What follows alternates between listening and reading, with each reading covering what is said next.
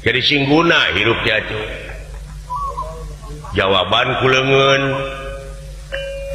apa engke teman di alam kubur di mana geus di ruang eta urang aya nu nakon ya karena dijawab kumaha nakonna saha pangeran maneh man rabbuka saha teh nu nakon teh malaikat bahasana bahasa naon bahasa Arab buka dina Quran aya nu nyaritakeun malaikat urang Arab iya nu goblok buat teh urang hariang gitu mun Arabeun semuanya bahasa Arab buat teh urang congeang urang mananya malaikat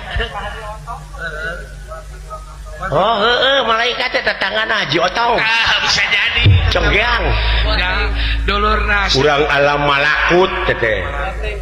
bahasana naon iwati rasul nu apaleun kana bahasa nu kitu tuh bahasa rasul teh bahasa rasa nu sabenerna oh kitunya jadi singguna hirupnya tuh jawaban kulengen apa engke teman di alam kubur di mana geus di ruang eta urang aya nu nakon ya karena dijawab kumaha nakonna saha pangeran maneh man rabbuka saha teh nu nakon teh malaikat bahasana bahasa naon bahasa Arab buka dina Quran aya nu nyaritakeun malaikat urang Arab iya nu goblok buat teh urang hariang gitu mun Arabeun semuanya bahasa Arab buat teh urang congeang urang mananya malaikat oh heueuh malaikat teh tetanggan Haji Otong bisa jadi conggeang dulur nasi urang alam malakut teh bahasana naon iwati rasul nu apaleun kana bahasa nu kitu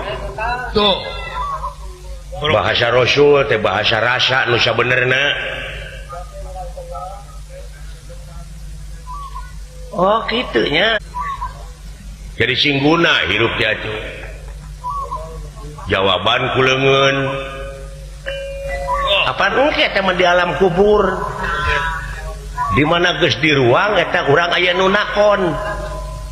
ya karena dijawab kumaha nakonna saha pangeran maneh man rabbuka saha teh nu nakon teh malaikat bahasana bahasa naon bahasa Arab